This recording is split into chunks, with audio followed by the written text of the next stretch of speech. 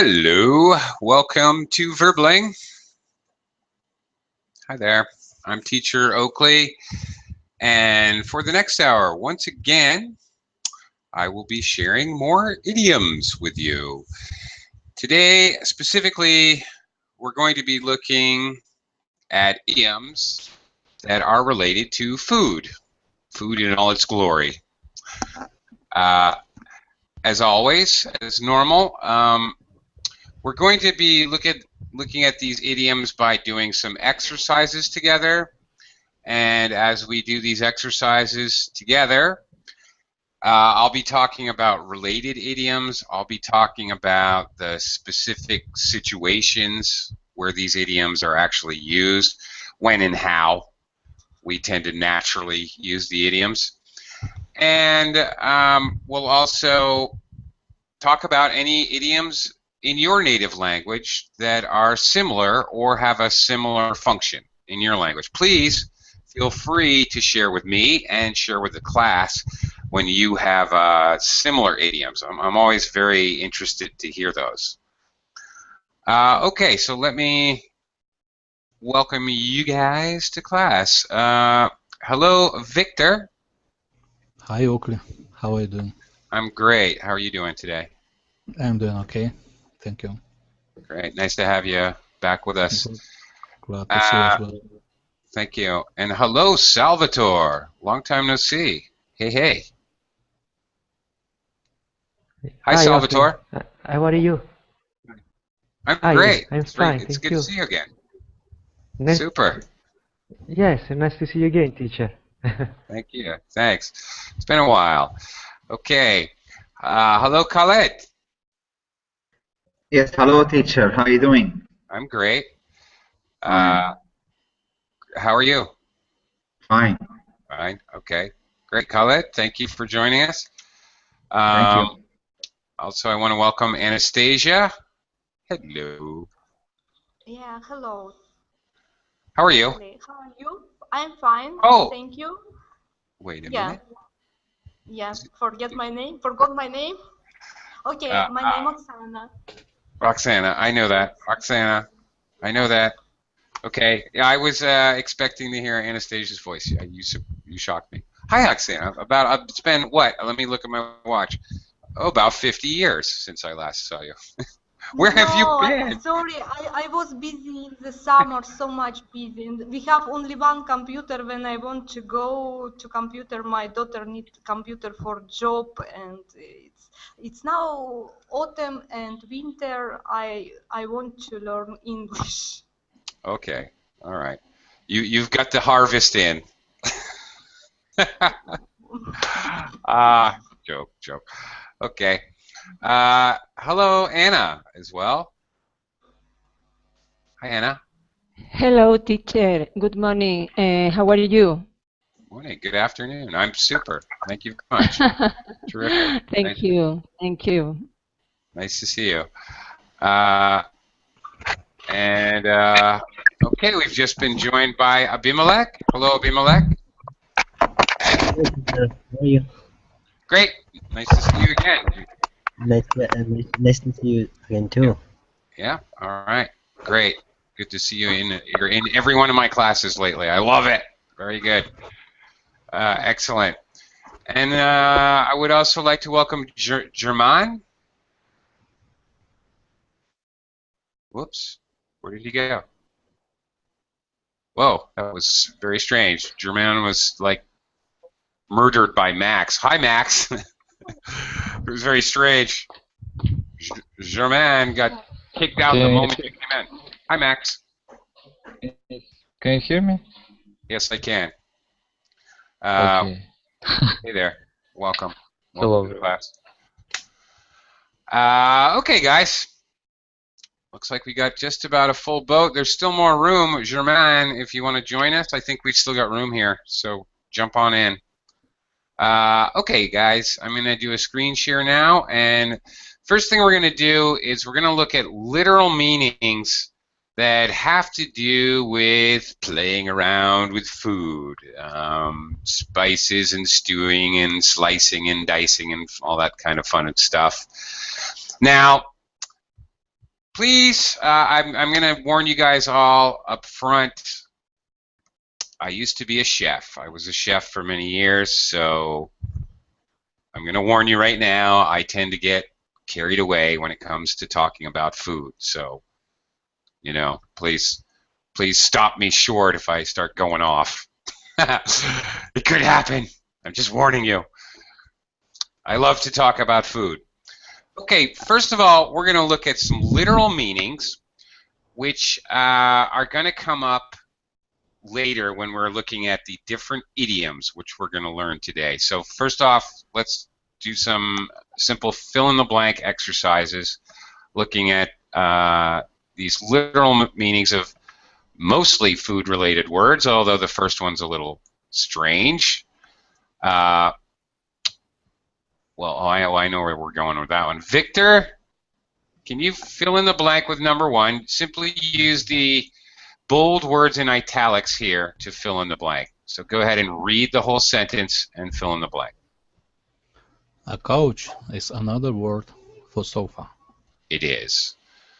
Do you spend a lot of time on the couch, Victor? No, I spend a lot of time in my chair. In your chair. You have your own special chair? Yeah. Great. That's awesome. I think every man should, Victor. I think so. Yeah. I think so too. Salvatore, number two, please. Okay. Some people prefer to buy uncut bread.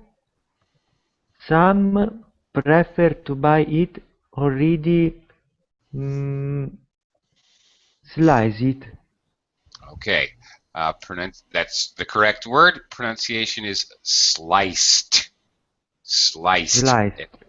Yeah, it has the T sound. That's right.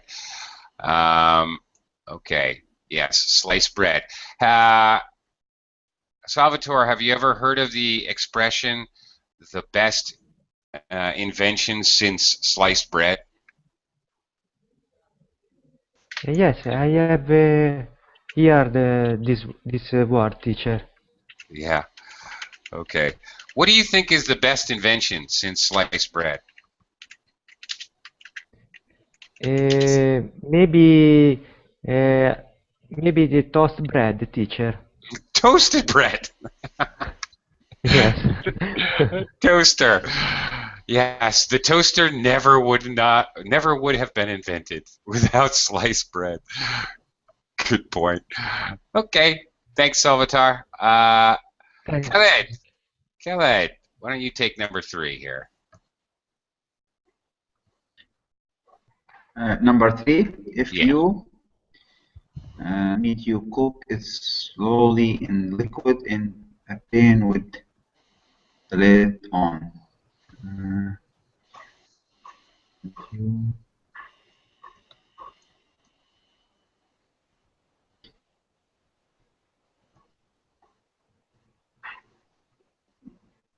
Okay. Uh, I can give you a clue. Slice. Sorry? If you slice it, No. Okay, but you have the kind of the right idea, all right? Because one thing, now look here. You have a subject noun, and then Okay. a blank, and then an object noun. Yes. Logically speaking, this word is going to have to be a verb. Because Yeah. If you stew. Stew. That's right, stew. Khaled, have you ever seen the television show Family Guy? Television show what? The television show called Family Guy. There's a character on the show, a little baby. He's called Stewie. No. Stewie. Yeah. Stewie. Yeah. Stewart is a common name in English, sometimes called Stewie. Anyway, if you stew meat, that's when you cook it slowly in a liquid with pan. Or I have to say that stew, also as a noun, describes a very thick soup. Soup is usually Yes, thinner. soup, yes. What kind of soup? Yeah. That's right. Exactly. All right. That's right. I like stew. It's delicious on a cold day. Okay. Oksana, can you try number 4, please? Okay. Wedding cakes are usually covered in thick, sweet, white, maybe icing. Pickles. No, thick, sweet, white pickle. Pickles. No, I'm just kidding. This cucumber pickles, I think. That's right. That's right. I'm making a joke. I'm just pulling I'm pulling your leg, Oksana. Okay. Who would put pickles on a cake? That's crazy. On a wedding cake, no less. No, you're absolutely correct. The answer is icing. That is also called frosting. Okay, icing or frosting. That's the stuff they kind of paint on the top of a cake, is the icing. Okay, you're absolutely correct. Very good. And actually, looking at this word, by the way, if you ice a cake, that means you put icing on a cake. You can use it as a verb as well. All right, so you can use ice as a verb if you're playing with a cake. Okay, Anna, can you try number 5? Yes. Ginger, cinnamon, pepper, and cloves are all sample of spices. Very good. Okay, now your bonus question, Anna.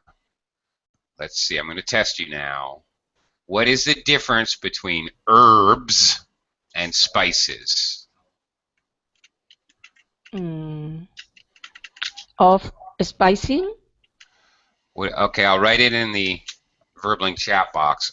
Herbs, H-E-R-B, herb, herbs, and spices. The difference between the two words? Yeah, they mean they're two different things, actually. They really are. Let's see. Spices is all condiments that we add to food to stew the food. Yeah. Okay.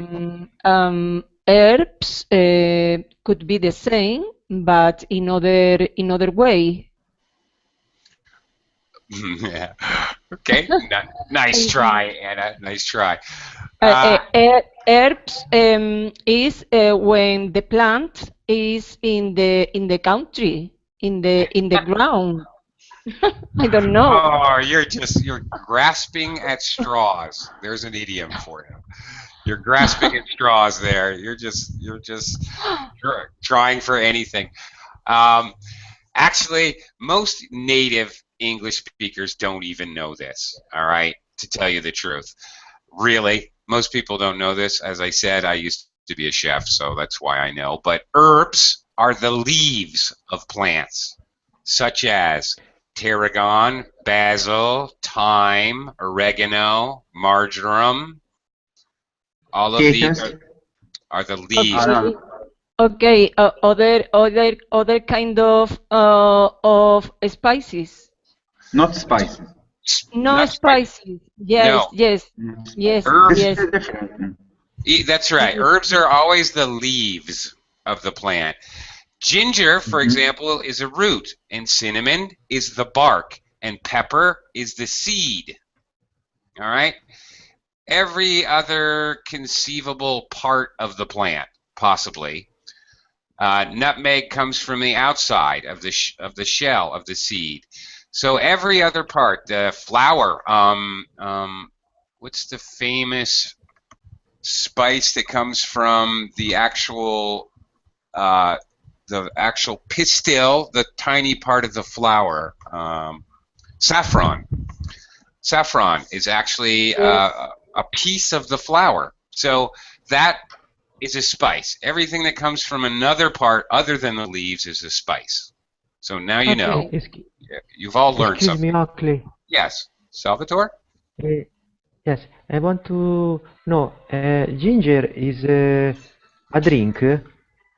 No, no, no. Well, Because You highly can put it with BT. Yeah. highly understandable. You should say that. But ginger is a root of a plant. It has a lumpy kind of an appearance, bulbous. It has many bulbs, and it's very kind of odd shaped often. And you peel it and you slice it very thin, and it's quite spicy. Often it's used for Asian dishes. okay, Frequently. we use this word in Italy to indicate a drink, ginger. Okay, well, and I understand what you're saying, because in English we have something called ginger ale. Ginger ale, we call it in English, which is a very Okay. popular drink. Which I tell you something, as an American, I miss it a lot. Now I live in the Philippines. They don't have ginger ale here. It makes me crazy. It's my favorite soda in the United States. Well, they have it, but it's expensive. Anyway, so I guess I don't know if really ginger soda or ginger ale is actually made with ginger, the spice. I don't really know. It doesn't really taste like it is. I don't know. I think I have a feeling it's just a name. Okay, I understand. Thank you. All right, you're welcome. No problem. We've had a couple other folks join us, so I'd like to welcome Yuan. Yuan? Yuan? Hello? Yuan, are you there? Okay. Yuan, just shout out if you need to unmute your microphone and say hello when you have a chance, so I know that I can talk to you. And also, hello, Francisco. Hi, Francisco. Hi. Hi in the chat box. Okay. Can you talk, Francisco? Do you have a microphone today? You need to press something. Okay. Yes, you must press your right ear. No, I'm just kidding. I'm not sure. You might have to check the settings up above. It's the thing that you're not muted, so that's not the problem. You might have to check the settings. That's the thing that looks like a wheel or a gear. If you scroll up towards the top, okay, a toolbar will appear on the top. It's next to the phone. All right, you might have to check that and make sure that you are accessing the correct device. Give it a try, and when you get it figured out, give me a shout out. Just say hello, teacher, and I'll know that you're mic'd up. Oh, there you go. See? Hey, that was fast. Hi, welcome to the class. Thanks. All right, nice to have you aboard. We'll come around to you again in a little while. Abimelech, you're up next. Let's talk about number 6. My job is not the same every day. There's plenty of variety. Variety, okay. Different things. All right, a variety means different. The idea of many different things. A variety, or various is the adjective. Okay. Yuan, are you there? Can you unmute yourself? Can you, again, scroll to the top of the screen, and there's a microphone that has a cross through it. If you click on that, you'll be able to talk, hopefully. Yuan? Okay, work on that. All right, I'm going to take it back to you, Victor. Okay. Number 7. A pinch of salt is the amount you can pick up between your finger and thumb. Very good. Okay. A pinch of salt. Excellent. So this is a measurement that we actually use in cooking, all right, in English. We actually can take a pinch of salt. Victor, do you know what a dash is as a measurement? A dash of something. No, I don't. Okay, just as a dash of hot sauce, for example. Just as a pinch is dry material like cinnamon or pepper or salt, a pinch of salt, a dash is just a couple drops, shaking like the hot sauce over the pot for a second, or a dash of oil, just a few drops. All right, so it's usually a dash is liquid, but it's just like a pinch, except liquid instead of dry powder. Salvatore, I'm going to pass it off to you, number 8. If you pickle onions, you preserve them in vinegar. Very good. Excellent. Okay. That is absolutely correct.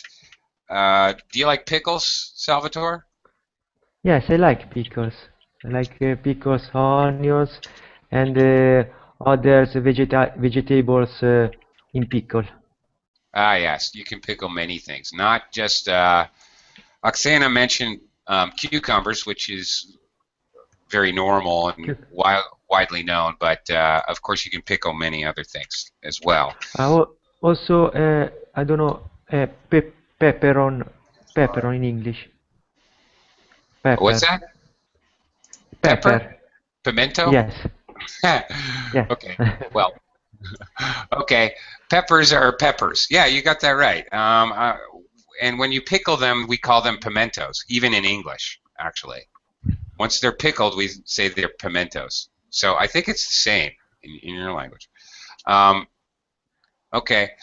Here, okay, I'm going to I'm going to share with you in the Verbling chat box one of my favorite bumper stickers. This is a sticker on a car that I used to have when I lived in the United States. It said, "Preserve wildlife, pickle a squirrel." Very stupid. Okay. I hope you get the joke. Okay. Preserve. If you make preserves, you're trying to keep vegetables or possibly fruit so that you can eat them later. If you preserve wildlife, you're trying to save wildlife. Okay. Anyway. Okay, I make myself laugh. I thought it was funny. All right. Khaled. All right, we're going to go on to another kind of exercise. We're going to actually look at some idioms. We're going to complete the idioms in the following sentence with these expressions. Maybe it's just a word, maybe it's a couple of words. Okay, thank you, Abimelech. I appreciate your support. I really do. Thank you very much. So, again, same thing. We're going to read the sentence and fill in the blank. This time, instead of the literal meanings, we're actually going to be looking at idioms. So it'll be a little bit more challenging. Khaled? Okay. Go for it. The first one? Yes, please. Most of my colleagues go for drink after work on Friday, but I don't normally go. Going to the pub is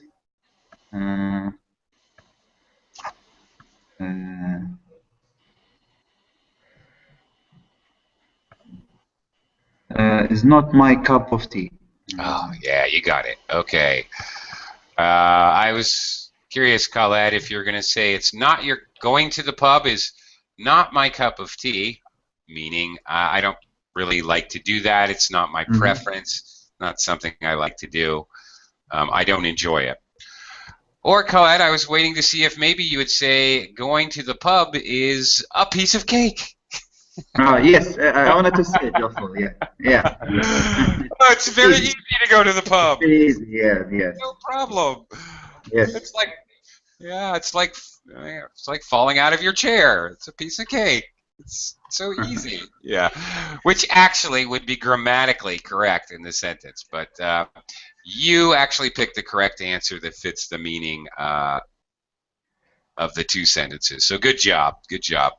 Not my cup of tea, not something I like to do.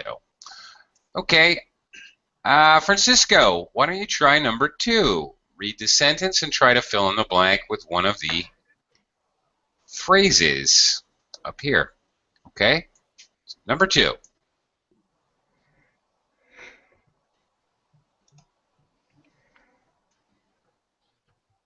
Francisco?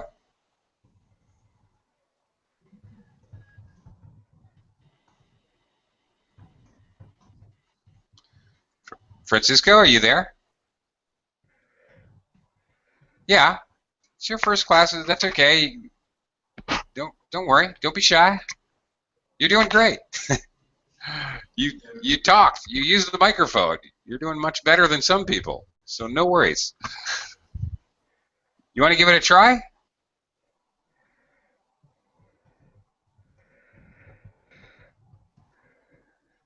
Hello, hello? Okay. Well, maybe we'll try on the next time through. Okay, Oksana, I'm going to hand it off to you then. Number 2 here. Okay. My brother works hard during the week, but at the weekends he spends most of his time laying on the sofa watching TV. He can be a real couch potato. Yeah, very good. Correct answer. Be careful of pronunciation. Ow, like cow. Couch. Cow? Couch. That's right. Couch, That's it. couch potato. That's perfect. Yes, that's perfect. Excellent. Oksana, are you a couch potato on the weekends? Yes. Yeah, Not only all right. weekends. Sometimes, Not only not weekends. only- Yes. Sometimes yes. Awesome. Now today it rain, and I Uh-huh. like couch potato. Okay. And I like to be a couch potato. Couch potato, of course, is a noun. Yeah. Okay. Yep. You're my hero, Oksana. Great. I'm so glad to have you back in class. Thank you. I'm too. I'm very happy. Yeah. Okay. Terrific. All right. A couch potato. You just lie on the couch, maybe reading a book, maybe watching TV, maybe watching movies, eating potato chips, and yeah, drinking soda or tea or something. That's it. Anna, go ahead. Number 3 here. Okay. The whole peace settlement went pear-shaped when the terrorists planted a bomb in the main railway station. The whole peace settlement went pear-shaped. Yeah, it sure did. Okay, if something goes pear-shaped, it's just wrong. Anna, Yes. about I don't know, maybe 4 or 5 years ago, I personally went pear-shaped. But it is not correct this answer. No, it is the correct answer. All right, you're right. Though it went wrong. The whole peace settlement went completely wrong when the terrorists planted a bomb in the main railway station. Okay, very good. Your answer is correct. Okay. I was saying my body went pear-shaped a few years ago. Okay, actually, we can use pear-shaped. Something is pear-shaped. We can describe it as pear-shaped because it has the shape of a pear, the fruit, okay, with a smaller top and a wider bottom. All right. So Okay. you can actually describe something physically as pear-shaped, more abstractly. If something went pear-shaped, it went all wrong. Went horribly awry is another. Something goes horribly awry. Yeah, terribly bad. Okay. Okay. Okay. These idioms have 2 meanings. Sometimes they do. Yeah. Sometimes they can be used in an actual physical way, and sometimes there's a I mean, sometimes, usually they're abstract. That's for sure. Yes, yes. Occasionally, they also will have a physical definition, a physical use. All right. Okay. Okay. Okay, thank you. Exactly. All right. That's the point I was trying to make. Thank you for spelling it out for me. Hello, Nader. Welcome to the class. Hi there. Hi. Okay. Unmiked. Okay, not a problem. Nice to see you. Nice to have you aboard. It's okay. Not a problem. We'll get to you in just a little bit. Right now, I'm going to go to Abimelech and ask you to please give number 4 a shot here. Okay. I went windsurfing for the first time on Saturday. I thought it was going to be a piece of cake, but I soon realized it was a lot more difficult than I expected. Yeah, good choice. I thought it was going to be a piece of cake. Really easy. Yeah, that's what they thought. Abimelech, have you ever tried windsurfing? No. No. Yeah. Don't bother. I tried it once and I just spent 4 lovely hours falling over. Continuously hitting my head on the sail and nearly drowning. It was most certainly not a piece of cake. I think that's a very accurate. This is a very accurate sentence. I agree completely. Okay. Victor, back to you. Number 5. So you write novels and poetry, do you? Yes, but sports journalism's my bread and butter. My bread and butter, excellent. Yes, very good. Okay, so your bread and butter is your main, your staple. All right. In English, when we talk about a staple, all right, in Asia, their staple crop is rice. Okay, in European countries or United States, it's probably wheat, and bread and butter is the staple. You eat bread and butter all the time, every day. Okay, so if you're talking about how you make your money, whether you're talking about an individual person or a company, okay, then that is your staple. Okay, so that's your bread and butter. That's the idea. So, okay. So what he means here is that, okay, occasionally he can make money or he can do novels or poetry, but his main source of income, his livelihood, is from sports journalism. Okay, good job. Sorry, can I ask some question? You certainly may. Yeah, can I ask, sorry, what you have bread and butter? It's normal question for some people or not? Are you asking? How I make question? What do you have for bread and butter? Is possible? Not what do you have for bread and butter, but what is your bread and butter? Yes, that would be normal. If I'm talking to somebody about his business and I'm unfamiliar with their company or what exactly they sell, so what exactly is your bread and butter anyway? Okay, yes, you could definitely, yes, you most certainly could say that. That would make perfect sense. So, yeah, it's okay. This informal questions, informal. Oh, it's an idiom, so yeah, idioms are generally, okay, idioms are weird because they're both formal and informal. What do I mean by that? In speaking, okay, normally we speak more informally and we write much more formally, okay?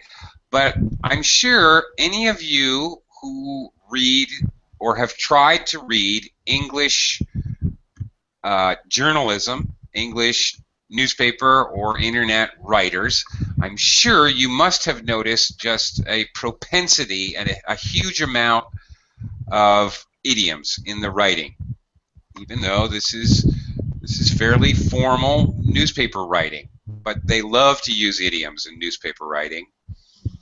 Absolutely.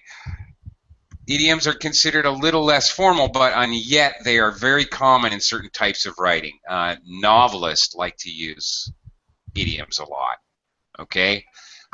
Business writing, not so much. Not really. You don't really use a lot of idioms, so it depends. Okay? It would be a very normal and natural question. So to answer your question, Oksana, I don't know if it would be really overly formal or informal. It would be very natural, though, because it gets right to the point.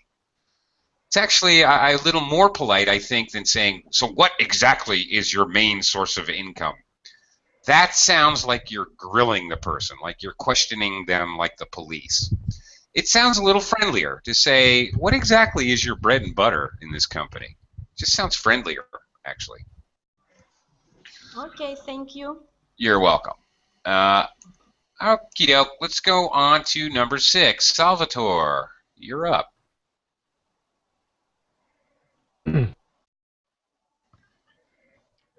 Okay. Did you see the way Sandra handled that aggressive customer? She was as cool as a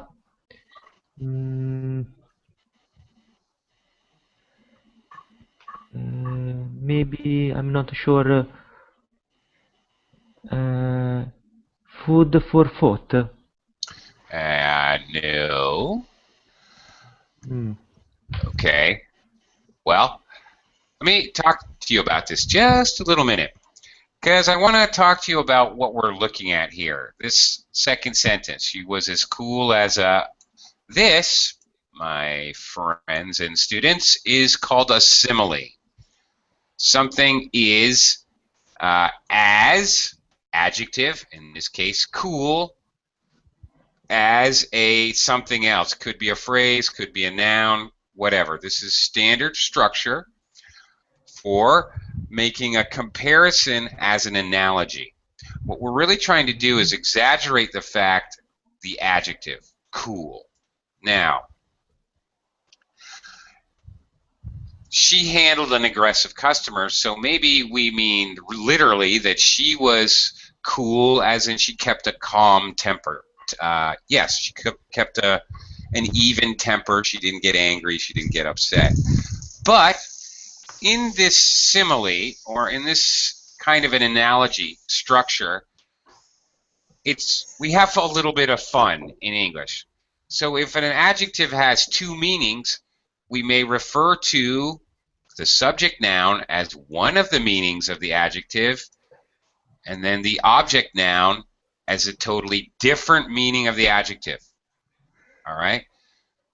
So she's cool emotionally, but I'm looking for something that actually feels cool when you pick it up. Hot cakes. Well, no, hotcakes feel hot. No. Cucumber, I think. Cucumber. Cucumber. All right, as cool as a cucumber. That's right. Why cucumber? Cucumber. She was as Why cool. cucumber? Why cucumber? I don't know. Go to your refrigerator and get a cucumber. Put it under your armpit. Tell me if it's cool.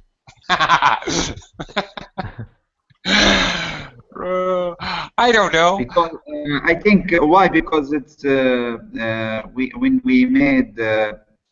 I mean, there is when we mix tomatoes and cucumber and others, we make fruit, watery fruit. That's why maybe it's. I found this is this is the one that's maybe watery and maybe cool. Then possibly. There's no, yeah. Possibly, but I don't know about you guys, because we're all from different countries here. But Americans and Brits like to eat cold cucumbers very cold. Frankly, I don't know if that's tradition. Maybe you guys do not do that, but Americans and Brits. It's better to eat it. Yes, it's like, better for us also. Yeah. But you can eat it. You can eat it not hot, but you can eat it Room in the temperature. middle. Room Yeah, temperature. room temperature. Yeah. Yeah, sure. Yes, absolutely true. Yeah, you certainly can. And when you pick it out of the garden, obviously it's room temperature. But I don't know. Perhaps it's used this way simply because that's the preferred method of eating it for English speakers, many English speakers, probably.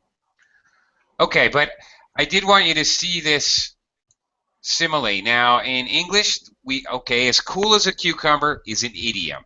It's a very standardized phrase. Many people use it. Very, very normal.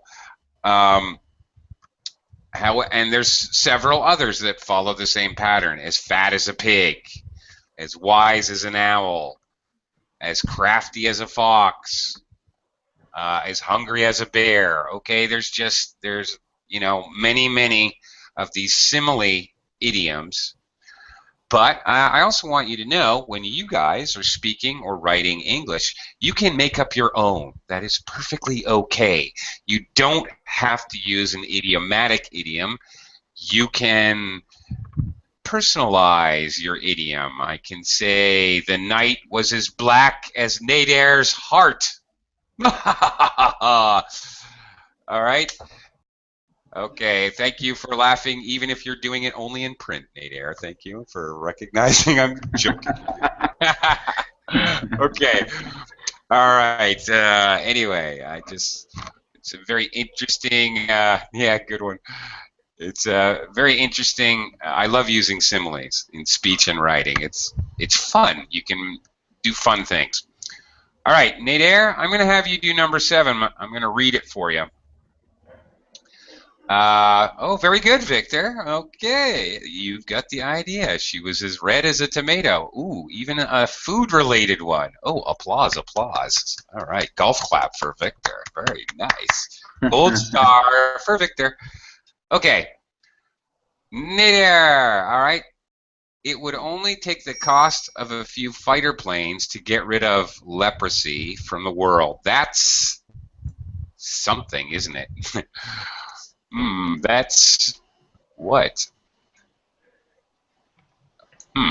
What is it? Hey there.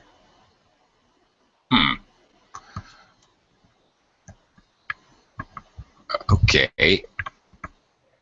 All right. The idea would only take a small amount of money, the cost of a couple fighter jets, to rid the world of a horrible disease. That is... Nader? What do you think?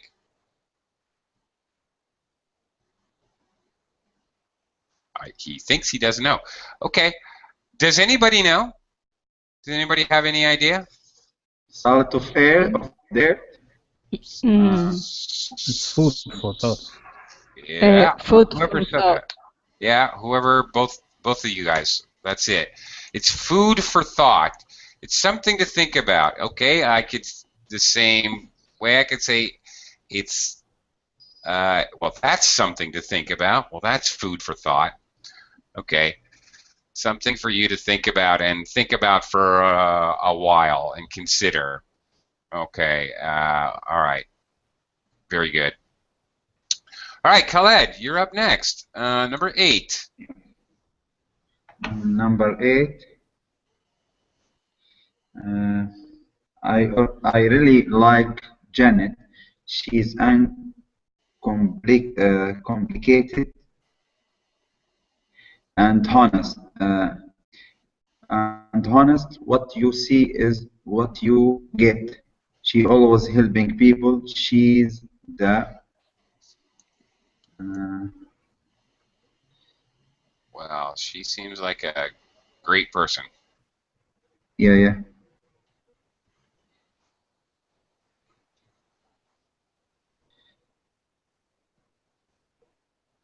Okay. Salt of the earth.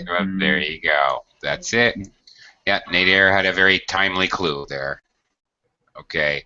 She's the salt of the earth. All right, so let's see what Janet is like. What are we talking about? The salt of the earth. She's uncomplicated, honest. We have a similar expression, the salt of the earth, a person who's down to earth. Okay. Down to earth, yeah. Sorry? Yes, down to earth. Yes, exactly. Down to earth. Yep. Okay. They have their. All right. Here's another one actually related. Their feet are planted firmly on the ground. If somebody's feet are planted firmly on the ground. So please, teacher, can you give us the opposite of this personal that I can use? Sure. Okay. Well, all right. Look at down to earth, the salt of the earth. The feet are planted firmly on the ground. Firmly. That should be firmly on the ground. I missed the on. Sorry. So, Khaled, you know, if you weren't firmly planted on the ground, I might call you an airhead. Airhead? Yeah, you freaking airhead. Yeah, What are airhead, you yeah. Exactly. All right. Somebody who is not really you know, firmly on the ground. They're very maybe idealistic. They're thinking thoughts that just could never happen. You know. Okay, it's kind of an airhead. Or they have somebody has their head in the clouds. Okay. Yeah, in the cloud. Yeah, head in the clouds. There you go. The opposite. Maybe he lived in another life. Sorry, again. Live in virtual or in another life. Okay. Oh, okay. Okay. It's on the tip of my tongue. A-I-R. Air. Okay. Head in the. Okay. Well. Air. Yeah, up in the air like that. Yeah. Okay. Airhead. Airhead. Okay. If something is up in the air, all right, it's undecided. I don't know. We don't know if we're going to the beach next weekend or the mountains. It's still up in the air. So down to the ground is firmly planted is all, okay, decisive, uncomplicated, it's simple, it's going to be done. When we talk in English about up in the air, up in the sky, full of air, then it's undecisive, indecisive. Nadir, usually up in the air just means undecided. It could be undecided if it's a rumor and somebody doesn't know what is the truth. Salvatore, getting to your question, Constitution is salt of the earth for a country. Not quite. That is really, really close to the idea, but the salt of the earth we only use about people. Okay? So we couldn't. Okay. It's exactly the right idea, actually. The foundation of a country are the people, the working people, the honest, working, uncomplicated people that really get all the work done.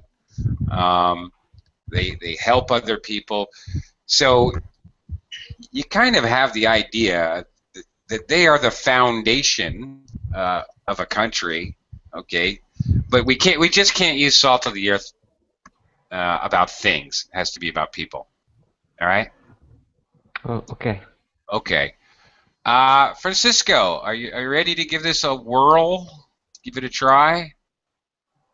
Yes. Yeah, all right, great. All right, number 9 right here. Oh, this is a new Nintendo football game.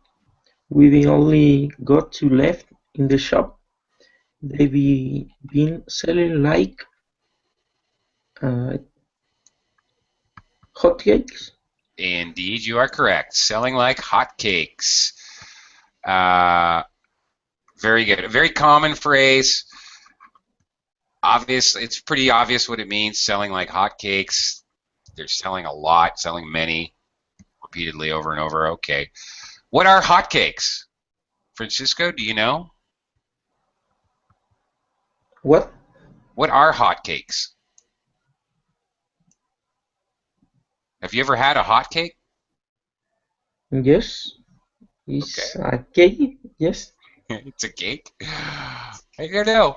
It's a trick question. I'm not sure what hotcakes are. I thought for many years they were pancakes, but I don't know. So in English, we call pancakes hotcakes sometimes. But to tell you the truth, I'm not exactly sure if that's correct or that's just my American brain. I don't know. Okay. I think but sometimes on boxes of pancake mix, you see hotcakes. All right. But I don't know who sells pancakes. Seriously, it's kind of strange. Where does this EDM come from? I don't know. Okay. Oksana, how about number 10 here? Okay. I am and what?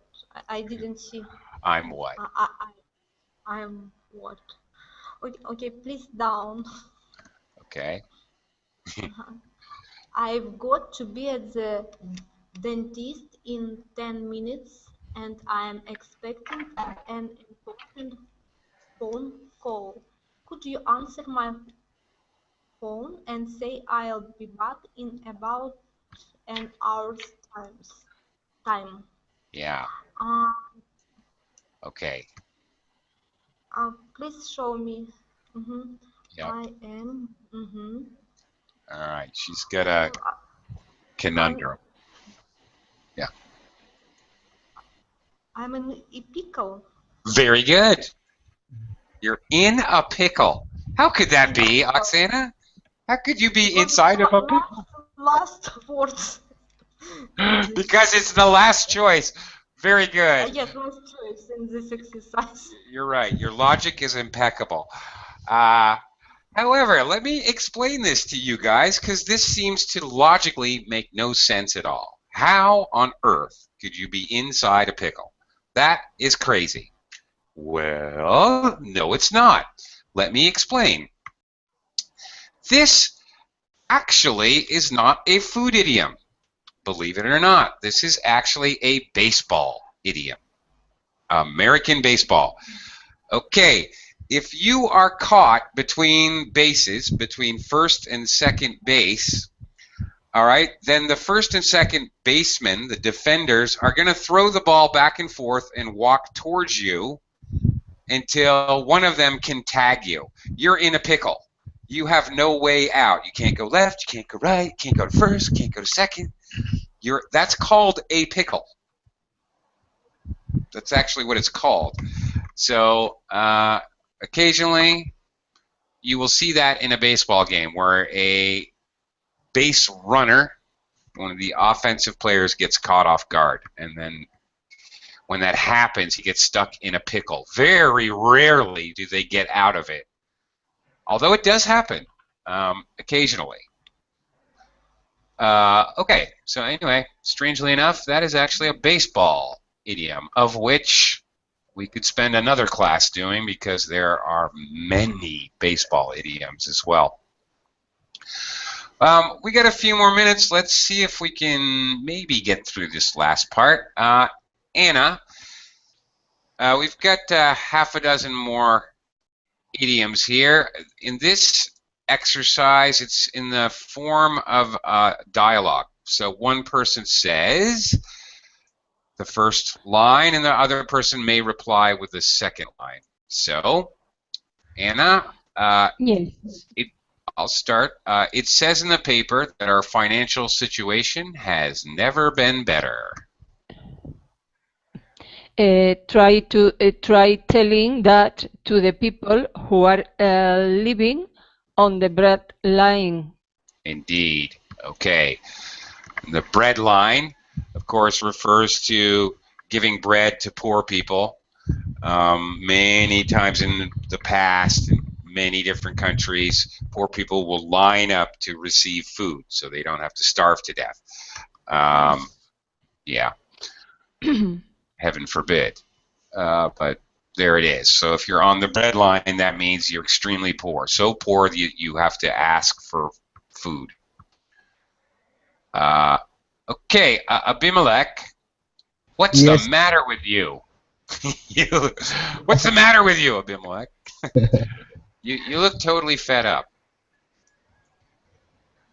I was supposed to have a day off on Friday, but I've just been told I can't because there's too much work. I'm really cheesed off. You're really cheesed off. Okay. All right. Just so you know, obviously in English, we do have another way of saying that. Besides cheesed off, we have another way of saying that. We're very, very angry. Cheesed off is the polite way. The less polite way, I actually wrote it in the Verbling chat box, so you can see it. In case children are watching the YouTube video later, they cannot see the Verbling chat box, but you can. I know you're all grown-ups here. Sorry, is this truth? What's that? No, this what you write. It's not possible to say. It's rude or what? It's a little bit rude, yes, Oksana. You wouldn't really say. Don't say this to your boss. I'm really beep beep at you. Don't say that. Okay. Better don't tell these people. Better wait for. Well, okay, it's not a really strong bad word. It's a relatively mild bad word. I think you can say this on television. Well, it depends what country you're in. Okay, thank you. Sure. Victor, a few days before we ask our boss for anything, we start being extra nice to her. Sure we do. We we do the same with our boss. We just butter him up a bit. It's never failed yet. Yeah, just butter them up a bit. Okay, you butter someone up, you give them extra compliments, you say nice things, you treat them very nicely. Usually, we use this expression because we want to ask something from them. You butter someone up because you expect something in return. Okay. We use the same expression. You do? Yeah. Okay. Very good. All right. Interesting. Salvatore, one more, and we got to get going here. I got to get going anyway. Salvatore, there's a story going about we're being sold to the Koreans. Strange. Okay. Okay. Please, can you up? Yeah. Thank you, teacher. I'd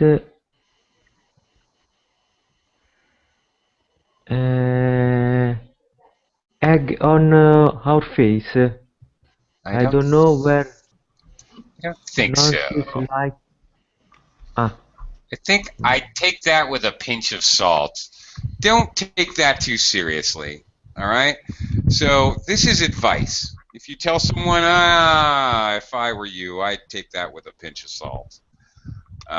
It just simply means don't take that too seriously. You don't need to believe that. It's just malarkey. Okay. In this sentence, I would take that with a pinch of salt, right, teacher? That's right. That's correct. Okay, I understand. Okay. Follow the rule. Okay. All right. Just thank you, everyone. Very quickly, if you let someone stew in his own juice, they've done something wrong, or they think they're in trouble, but they're not. But you don't tell them. There's not any problem. He lost his sister's laptop, so we're going to let him stew in his own juice. Don't tell him we already found it. All right, we're going to let him worry about it needlessly.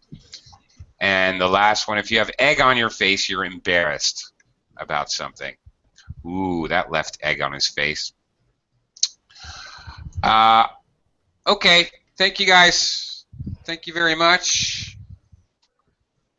Bye for now. See you guys again soon. Bye. Very good. Thank you, Atley.